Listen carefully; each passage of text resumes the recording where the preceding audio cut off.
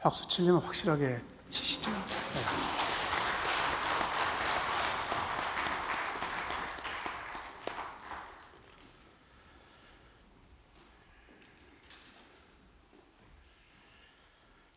11장 1절부터 믿음에 관해서 계속 말씀하고 있습니다. 그래서 11장 전체가 믿음을 쭉 이야기해 가는데, 오늘 말씀 속에서 보게 되면 이 믿음 위에 다른 것을 우리가 좀 보아야 되겠습니다. 가치하고 소망이에요. 믿음의 가치가 중요하고 그 믿음으로부터 생겨난 소망이 중요하죠. 이 가치는 우리가 굉장히 중요하게 생각을 해야 됩니다. 왜냐하면 하나님께서 우리에게 주신 은혜, 인생, 그리고 살아가는 과정 속에서의 모든 그 믿음으로 행해 나가는 것들, 이것들의 가치를 부여하지 않으면 우리가 참된 믿음 생활을 할 수가 없거든요. 가치라는 게 이거예요. 가치가 있으면 그 가치를 측정하는 측정자가 있어야 돼요. 그냥 가치만 가지고 나가면 나중에 가치를 검증할 수 없잖아요.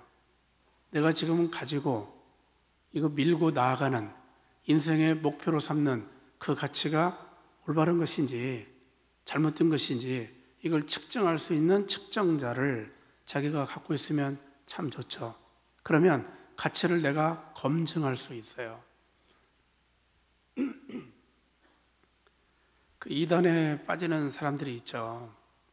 신앙을 최고로 아는 사람들이에요. 이단에 빠지는 사람들의 특징은 무엇이냐면은 굉장한 열성을 갖고 있어요.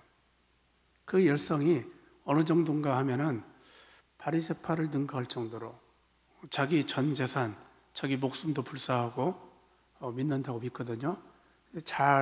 우리가 용어를 잘 써야 됩니다. 그 사람들은 하나님 믿는 거 아니에요. 그래서 하나님 믿는 거라고 이야기하면 안 되고요. 그냥 믿는 거예요. 자, 이 사람들이 무엇을 잘못 가졌길래 믿음을 잘못 가지게 되었는가? 가치를 잘못 가진 거예요. 믿음의 가치가 과연 무엇인가? 성경에서 말씀하고 있는 하나님을 믿는다는 것의 진정한 가치가 무엇인가? 이걸 잘 생각하고 그 다음에 중요한 거죠. 우리도 굉장히 중요한 건데요.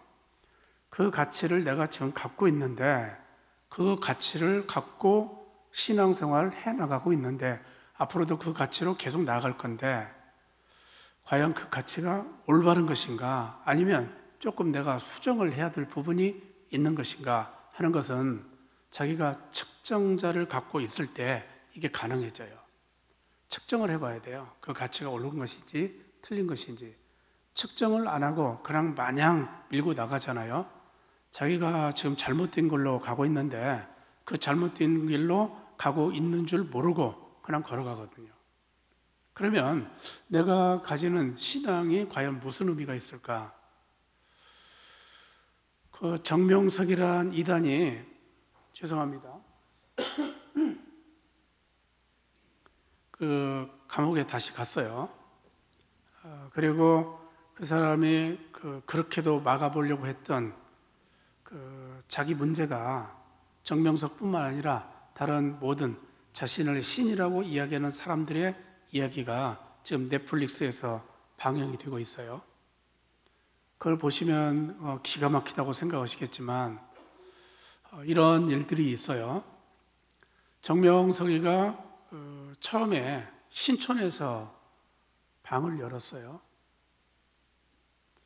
모임을 가졌단 말이에요. 처음에 누구를 알게 되었는가? 서울대생, 연대생, 고대생들이요. 그리고 서너 사람 정도 알게 된 거예요. 그러면 자연스럽게 처음에 이 정명석이가 그 발을 잘 들여놨다고 해야 될까요? 어떻게 표현해야 될까요? 명문대생을 중심으로 알다 보니까 그 사람들이 가서 전도한 사람들이 누구냐면 명문대생들이에요. 그 다음에 낙성대에 가서 교회를 열었어요. 교회 아닌 교회지만요. 거기는 이제 서울대생들이 많아요. 그래서 실제로 정명석이가 한참 활동할 때, 뭐 지금도 그런 사람들 많이 있겠지만 서울대, 연대 고대생들이 수천, 수만 명 됐어요. 믿어지십니까? 안 믿어지죠? 세뇌라는 게 그거예요. 브레인 워시잖아요. 뇌를 씻어내는 건데, 자기가 기존에 알고 있던 이 상식을 완전히 뒤엎어버리고 그 상식 위에다가 뇌를 완전히 씻어낸 뒤에다가 교리를 갖다가 집어넣거든요. 교리를. 신앙이란 것은 가만히 생각해 보면 상식이란 게 굉장히 중요합니다.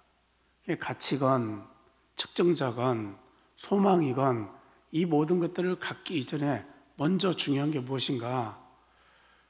상식이에요.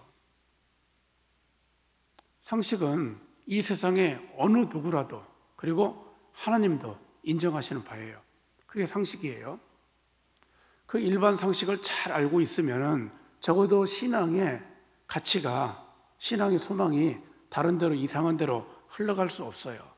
근데 이 상식이 잘못되어 있으면 언제라도 누가 접근해서 꼬드기면 빠져 들어가요.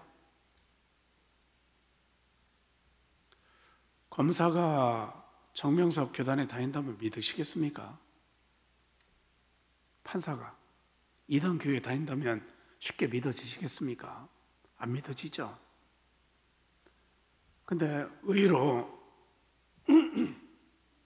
전문적인 지식은 있을지라도 상식이 없는 사람들이 굉장히 많거든요. 교회 다니는 사람들 보면요, 상식 없는 분들이 많아요. 어떤 상식이 없는가 하면은 기본적인 하나님에 관한 지식이죠. 그리고 어느 순간에 교회를 하다가 열심히 일하다가 그냥 남들이 열심히 일한다고 하니까 교회에 빠져들었어요. 근데 상식은 없어요. 신앙 상식. 지극히 평범한 일반 교리 상식 이것도 없어요. 그러면은 누가 와서 치면은 그냥 넘어가요. 그냥 속절없어요. 그래서 이 상식이란 게 굉장히 중요한데요. 그 다음에 우리가 그 상식 위에 믿음을 쌓죠. 믿음을 쌓는데 그 믿음이 어느 터 위에 쌓여져야 가장 좋겠습니까? 마음이죠. 그러니까 마음이 가장 근본적인 터예요. 마음 위에 상식이 쌓이잖아요. 상식 위에 믿음이 쌓이고요. 이 믿음을 우리가 어떻게 끌고 가는가, 어떻게 가져가는가, 하나님을 우리가 어떻게 믿어가는가 하는 것은 그때부터 내 가치와 소망으로 결정되기 시작해요. 마음이 먼저일까요? 믿음이 먼저일까요? 하나님은 그 순서를 분명하게 정해주셨어요. 하나님은 우리 믿음의 중심을 보신다. 이 말씀은 성경에 안 나온 것 같아요. 그런데 마음의 중심을 보신다. 이 말씀은 나와요. 그리고 사도 바울이 하나님의 감동을 입어서 우리에게 들려주는 하나님의 말씀은 사람이 마음으로부터 시작해서 믿는데요. 이 믿음이 하나님을 시인하는 데 이르게 되고 비로소 구원에 이르게 되죠. 첫 번째 출발점은 마음이래요. 마음이 믿음보다 훨씬 더 중요해요. 왜냐하면 믿음은 마음을 변화시키는 도구거든요. 도구, 수단이에요. 믿음이 본질이 아니에요. 마음이 본질이잖아요. 그래서 하나님께서 우리의 믿음의 중심을 보시는가? 아니에요. 마음의 중심 보세요. 왜냐하면 믿음에 의해서 마음이 끊임없이 변화되는 게 그게 무엇일까요? 그게 거듭남이에요. 내 믿음 가지고 내가 기도하다가 뜨거워져서 내가 거듭났다고 주장하는 사람은 황당무계한 사람이에요. 거듭나는 거 아니에요, 그게. 거듭남의 본질은 무엇인가? 내 믿음이 마음을 변화시켜서 이 마음이 우리 삶을 지탱해가는 아주 중요한 근본인데 이 삶 자체가 변화되는 거예요. 마음이 변화되어서. 그게 거듭남이죠. 하나님께서 말씀하시는. 그래서 우리가 이것을 잘 생각해 봐야 된다는 거죠. 다시금 가치로 돌아왔어요. 신앙의 가치를 어디다 두는가 하는 사람은 신경 쓸 때 쓰고 신경 안 쓸 때는 안 써요. 하찮은 것 신경 쓸 필요 없잖아요. 어떤 분이 그런 책을 썼어요. 대부분 인생을 험하게 살아가는 사람, 인생을 절제 없이 살아가는 사람, 이런 사람들 보면요, 신경 안 쓸 때 신경 쓴다는 거예요. 근데 우리가 신경 써야 될 부분들이 있어요. 하나님이시고요, 성경이고요, 그 다음에 신앙적인 모든 것들이요. 그리고 세상 속에서는 그러면 신경 쓸 거 없는가? 아니에요. 하나님 잘 믿는 사람은 하나님께 신경 쓰는 것만큼 세상에도 신경 쓸 줄 알아요. 왜요? 하나님은 세상 속에도 계시니까요. 세상 속에 있는 일도 하나님의 일이니까. 직업 소명서를 우리가 계속 얘기했어요. 직업 소명설. 깔뱅하고 루터가 발견한 중요한 것이 무엇이냐면은 하나님께서 세상 모든 사람들에게 직업을 주시고 신앙인들에게도 직업을 주셨는데 세상 사람이건 하나님을 믿는 사람이건 가지고 있는 모든 직업은 그것이 이상한 퇴폐적이고 비윤리적이고 이런 직업 빼고요. 나머지 직업들은 그 자체로 열심히 일하는 자체로 하나님 나라를 만들어갈 수 있는 중요한 도구요 수단이 된다는 거예요. 청소하시는 분들이 청소 안 해보십시오. 세상이 어떻게 돌아가는가? 온 세상이 쓰레기장이 될 거예요. 세상 안 돌아가요. 자기가 맡은 직업 속에서 충실하게 일해 나가는 것, 이게 굉장한 세상에 유익을 갖다 줘요. 하나님께 영광이 되고요. 그래서 우리가 세상 속에서 일하는 거 신실하게 잘 해 나가자는 거죠. 자, 이게 세상 사람이건 기독교인이건 자기 직업에 대해서 가치를 잘 가져야 된대요. 그리고 신경 안 쓸 것은 쓰지 말고 신경 쓸 것은 쓰자는 거예요. 인간과의 사람과의 관계 속에 있어서도 우리가 흔히 그런 함정에 빠집니다. 사람이 인상하면 딱 나를 향해서 쓰면요 괜히 신경 쓰여요. 그리고 그 신경 쓰면서 나중에 스트레스 받고 이제 이상해져요, 자기 몸이. 그 정도까지 되면은 병이죠. 신경 꺼야죠. 그것은 신경 쓸 필요 없어요. 그것이 내 목숨을 해치는 것도 아니고 오히려 내가 그거 신경 쓸 때에 내가 스트레스 받아서 내 건강이 망가지거든요. 그래서 과감하게 신경 꺼버려야 돼요. 내가 다른 사람을 배려하고 위하여서 기도하고 그분을 옳은 대로 이끌기 위해서는 신경 써야 될 부분이죠, 그것은. 그런데 남들이 내게 잘못하는 것까지 내가 과연 신경 써야 되는가? 신경 쓸 필요 없어요. 이게 옳은 가치예요. 옳은 가치.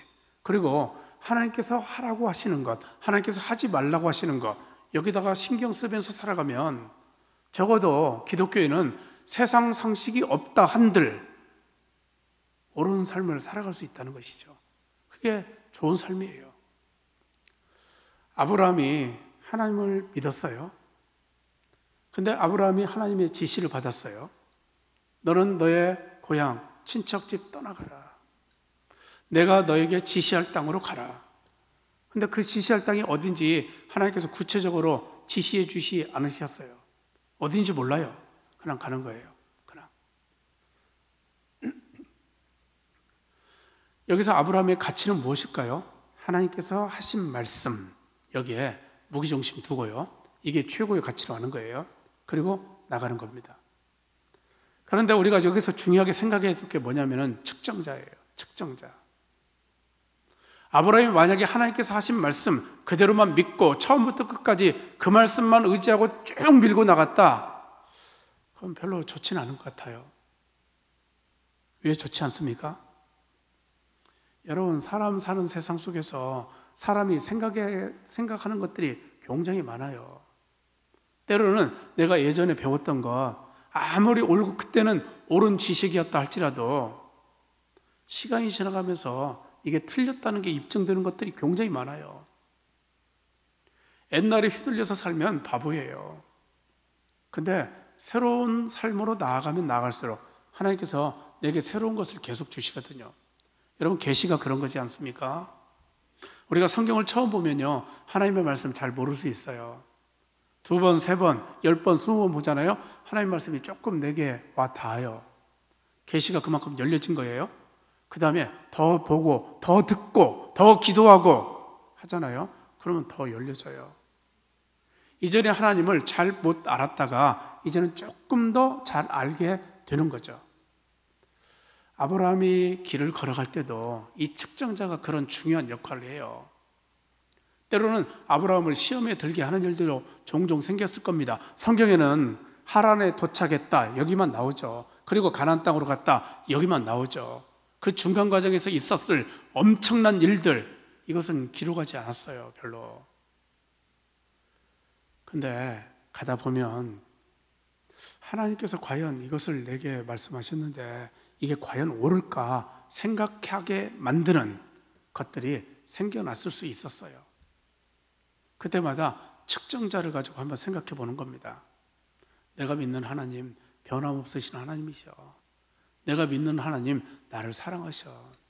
근데 그 사랑도 내가 그냥 개인적으로 내 주관적으로 하나님께서 나를 사랑하신다는 그 사랑이 아니라 객관적으로 봐서요.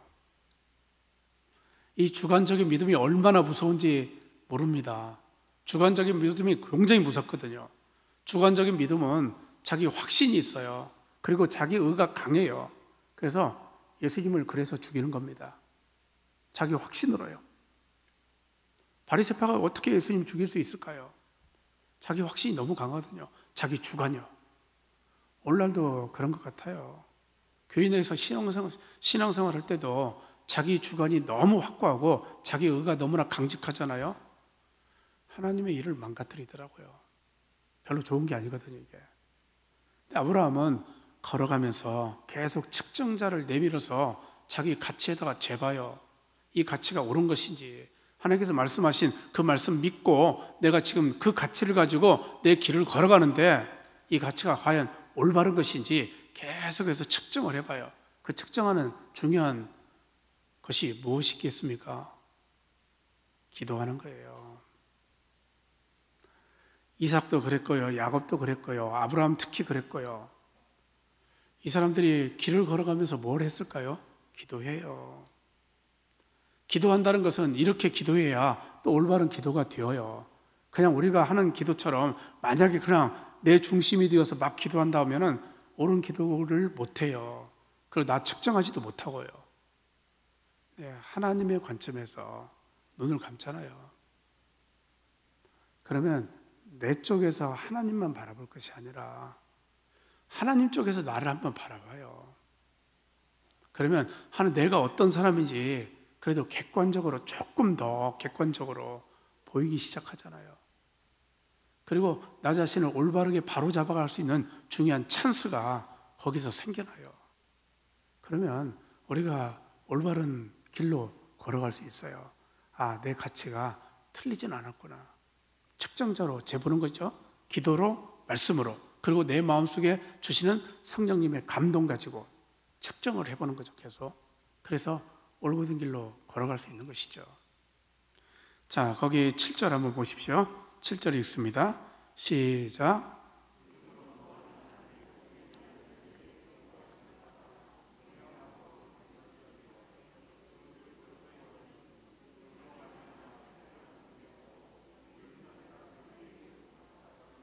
예, 방주를 무엇으로 준비했습니까? 믿음으로요. 그러면 방주를 준비할 때 하나님께서 방주 준비하라고 하셔서 준비하는데 시험이 없었을까요? 굉장한 시험이 있죠. 노아들은 다 미쳤다고 그래요. 이 멀쩡한 날에 방주가 조그마한 배입니까? 어마어마해요. 그 방주를 지어요. 그러면 사람들이 다 미쳤다고 얘기해요. 그때마다 아브라함은 사람인데 생각하지 않았겠습니까? 내가 정말 미쳤나? 하나님께서 말씀하시는데 그게 정말 하나님의 음성이었을까? 이거 생각했을 거예요. 그때마다 나를 다잡는 것이 무엇인가? 그게 기도예요. 하나님의 음성을 내 마음속으로 듣는 거고요. 그리고 하나님의 말씀을 곰곰이 되뇌어서 생각해 보는 것이죠. 그렇게 해서 노아가 시험을 이겨내죠. 노아가 시험을 이겨내고 방주를 다 지어요. 그때 한번 생각해 보시죠. 노아 때에 신앙의 가치가 있는 사람, 신앙의 가치가 없었던 사람, 딱 구별이 되어요. 그리고 신앙의 가치가 있었던 가치를 갖고 살았던 사람, 이 사람은 하나님께서 구원해 주시고 나머지는 다 멸망했다는 거예요. 그 다음에 이제 아브라함을 이야기하죠. 아브라함이 어떤 사람이었는가? 부르심을 받았어요. 근데 순종했어요. 자, 순종을 우리가 이렇게 한번 생각해 보는 겁니다.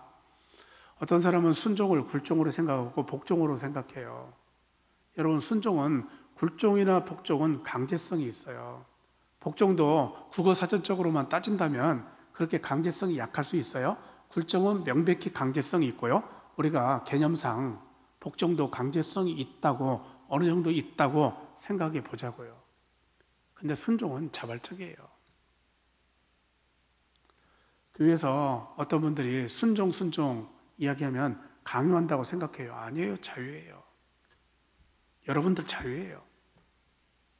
순종하고 안 하고는 자유예요. 단지 그 자유에 대한 책임은 내가 지는 겁니다. 다른 사람이 안 져요. 내가 져요. 그래서 우리가 하나님 앞에 순종하지 누구에게 순종합니까? 근데 가만히 생각해 보니 하나님께 순종하는 사람은 사람에게도 순종 잘하더라고요. 그 사람이 어떤 사람입니까? 그게 착한 사람들이에요. 그래서 착한 사람들이 예수님 잘 믿을 가능성이 굉장히 커요. 착한 사람들 그 자체로 복받은 거예요. 예수님께서 그걸 계속 말씀하셨어요. 어디에서요? 산상수훈에서요. 마음이 청결한 자 복이 있다. 마음이 가난한 자 복이 있다. 긍휼히 여기는 자 복이 있다. 애통하는 자 복이 있다. 다 착한 사람들이에요. 그 사람들이 왜 승리할 수 있습니까? 순종 잘해요. 근데 순종이 뭐예요? 자발적인 복종이에요. 누구에게 순종하는 겁니까? 하나님께요. 하나님께 순종 잘하는 사람은 보니까 사람들에게도 순종 잘해요. 다시 한번 생각해 보지만 순종은 우리들 자유예요. 그 자유에 대한 책임은 내가 지지만요. 자, 거기 9절 한번 보십시오. 9절 읽습니다. 시작.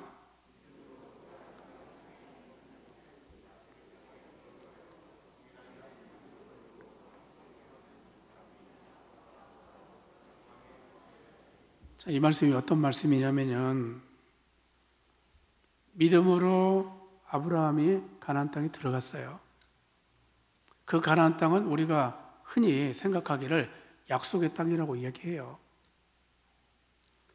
그리고 모세가 이스라엘 백성들을 인도해서 실제로 가나안 땅에 들어갔을 때 그때도 우리는 약속의 땅이라고 얘기해요. 근데 하나님은 오늘 말씀 속에서 무엇을 말씀하시는가 하면 이 약속의 땅은 맞아요. 맞긴 맞아요. 그런데 본향이 따로 있잖아요. 본향이. 그 본향은 하나님 나라예요. 그러니까 아브라함은 이 약속의 땅에 들어갔지만 그 약속의 땅에서 하나님께서 주신 복과 은혜를 누리되 내가 영원히 여기에서 산다는 개념으로 이 땅에서 주님께서 함께 해주시고 나는 복된 삶을 산다는 마냥 그런 생각만 가졌는가? 그런 생각 갖지 않고요. 나그네의 땅에 거하는 것처럼 살았다. 이거 말씀이에요. 왜요? 본향은 하늘에 있으니까. 하나님 나라는 따로 있으니까.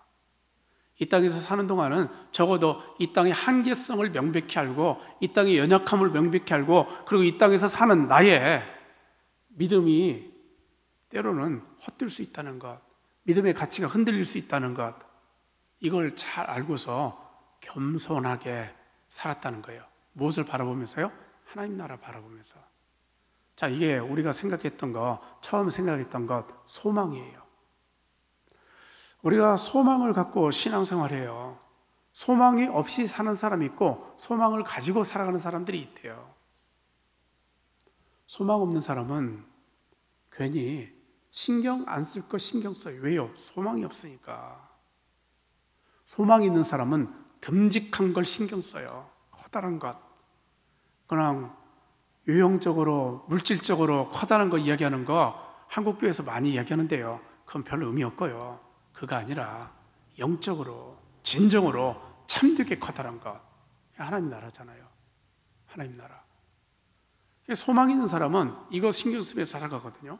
진정한 가치가 거기 있음을 알고, 소망 없는 사람은 괜히 이 땅에서 신경 안 써도 될 것, 사소한 것, 하찮은 것, 여기다가 다 신경을 써요.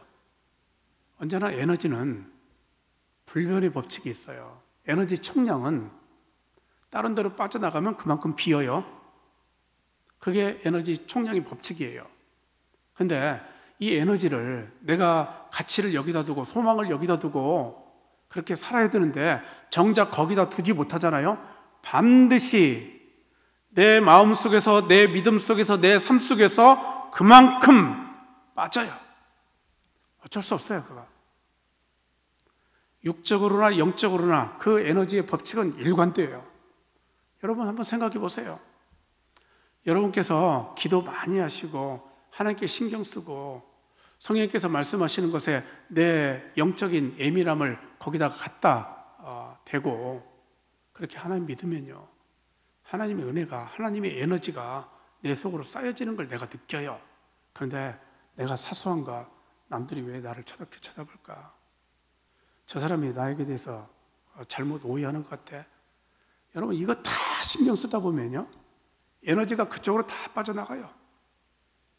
가랑비에 옷 젖는 줄 몰라요. 그거 사소한 것 같죠? 여러분 그거 하나하나 다 신경 써보십시오. 우리의 영적인 인생은 결코 행복하지 않습니다. 그리고 내 마음속에 부담만 쌓이고요, 스트레스만 받아요. 모든 것이 다 흔들리기 시작해요. 자, 11절 보십시오. 11절 읽습니다. 시작.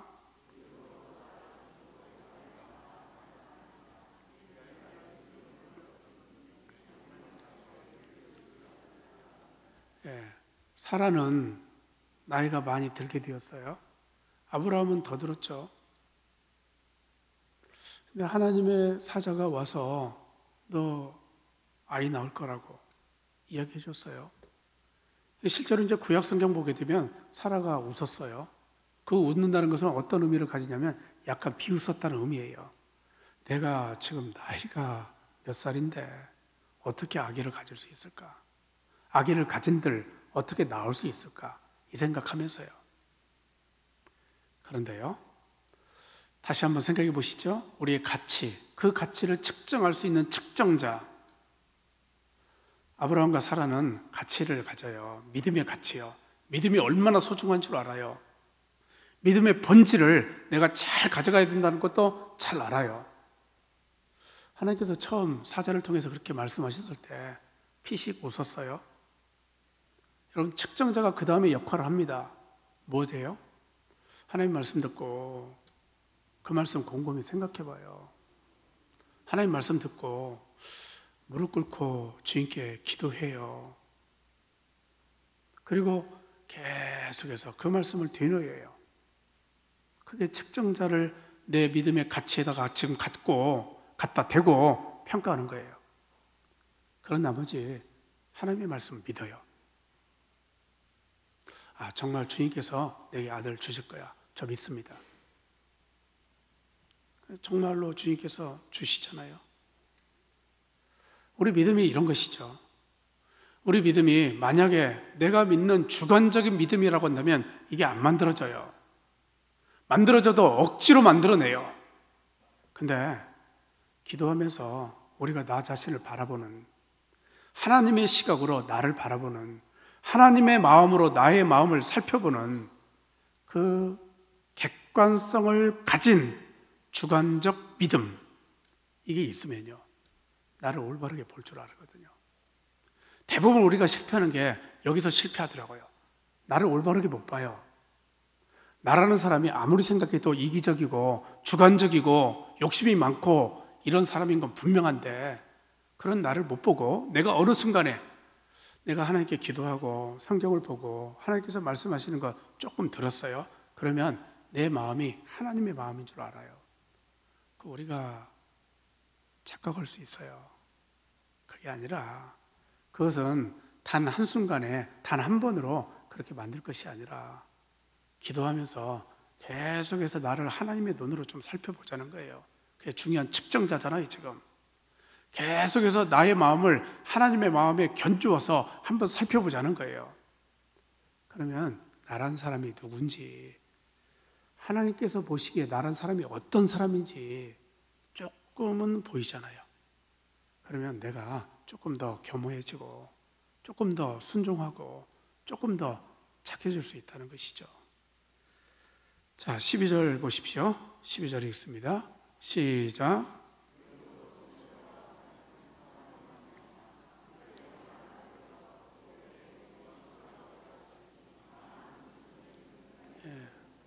하나님께서 만들어주신 시의 역사예요.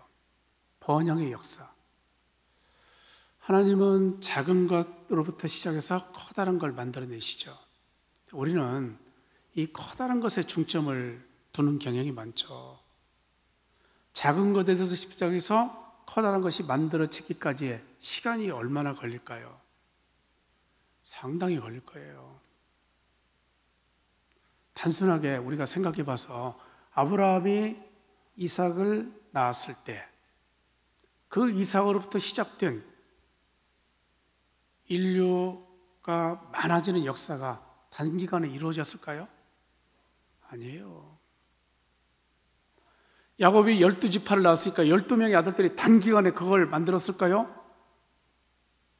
바다의 모래 같은, 하늘의 별과 같은 민족이요? 아니에요. 엄청난 시간이 걸렸을 거예요. 그리고 만들어지는 거잖아요. 우리가 성경을 보면서도 자칫 잘못하면 그런 오류에 빠져요. 언제나 내가 생각하는 내 주관적인 믿음 가지고 내가 생각하기 좋은 대로 내 믿음이 허락하는 범주 내에서 모든 것을 다 엄청난 것으로 보기 시작하거든요. 여러분, 하나님은 우리 한 사람 한 사람 소중하게 보시는데 그 한 사람 한 사람이 만들어내는 자그마한 것들, 이것들을 다 끌어모으세요. 그리고 하나님의 나라 그렇게 만들어 가시거든요. 어떤 뉴스를 봐도 하나님께서 하늘에서 사람 내려보내셨다, 하늘에서 엄청난 어떤 물질을 내려보내셨다, 이런 기사 뉴스에서 본 적 없으시잖아요. 결국 하나님께서 역사하시는 것은 우리 한 사람 한 사람이 이 땅에서 일궈내는 신앙적 가치, 신앙적 소망, 믿음, 이것 가지고 모든 것을 만들어내시기 시작하죠. 예수님이 이래로 우리는 그런 세상 속에서 지금 살고 있잖아요. 그래서 우리가 언제나 강조하는 거죠. 한 사람이 참 중요하다는 것이죠. 한 사람이 바로 서면 가정이 바로 서요. 나 한 사람 바로 서면 교회가 바로 서요. 나 한 사람이 주관적 믿음만 가지고 나가죠. 교회 망가져요. 나 한 사람이 잘못된 신앙적 가치 가지잖아요. 교회 망가져요. 나 한 사람이 가정에서 이상한 형태로 살아가잖아요. 가정 망가져요. 우리가 요즘 뼈저리게 느끼는 게 있어요. 한국이란 공동체 속에서 살아가고 있는데 이 한국이란 공동체가 도대체 어디로 갈 줄을 모르겠어요. 이 안타까움이 우리에게 있잖아요. 그게 왜 그렇습니까? 한 사람 잘못되면요, 전체가 망가질 수 있어요. 그것은 어디에서 우리가 그 경우를 찾아볼 수 있습니까? 다윗이 인구조사를 해요. 인구조사가 하나님의 뜻이 아니에요. 근데 다윗이 자기가 얼마나 나라를 키웠는지, 얼마나 우리나라가 부강한 나라인지 확인해 보기 위해서 인구조사를 해요. 하나님께서 진노하셨죠. 그리고 다윗에게 벌을 내리십니다. 다윗에게 벌을 내리신 거야? 아니었어요. 근데 누가 죽습니까? 이스라엘 백성들이 죽어요. 우리가 나라를 위해서, 정치 지도자를 위해서 기도할 때도 바로 그런 개념을 가지고 기도해야 되죠. 한 사람이 잘못되면 나라가 망가질 수 있어요. 근데 나 한 사람, 그 사람만 바라보잖아요. 이거 헛된 일일 수도 있어요. 근데 그때마다 언제나 생각해야 되는 건 뭐냐면요, 나 한 사람이라도 바로 서자. 내가 바로 서면 한국이 바로 설 수 있다. 이 생각 가지고 살아가면 돼요. 다시 한번 생각해 보지만 우리가 계속해서 생각해 봤었어요. 케네디가 한 멋진 말이 있어요. 사람들이 전부 다 국가를 바라보고 국가가 나를 위해서 뭘 해줄까 이것만 생각하지 말고 내가 국가를 위해서 뭘 할 것인가 이거 생각하라는 거예요. 전자의 사람은 비판에 능해요. 부정적이에요. 조금만 뭐 해도 남에게 손가락질해요. 고깝게 생각해요. 후자의 사람은 순종할 줄 알아요. 그리고 착해요. 하나님은 이런 사람 통해서 하나님 나라를 만들어 가셨다는 것 다시 한번 성경 속에서 생각해 보시죠. 구약에 출애굽했던 수많은 사람들 광야에서 다 죽었어요.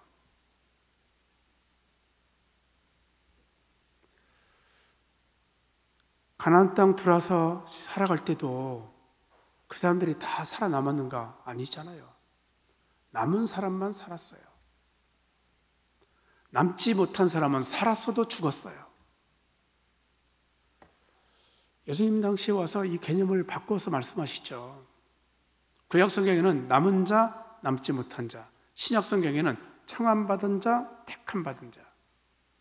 여기 우리 모두 다 지금 청함받은 분들이에요.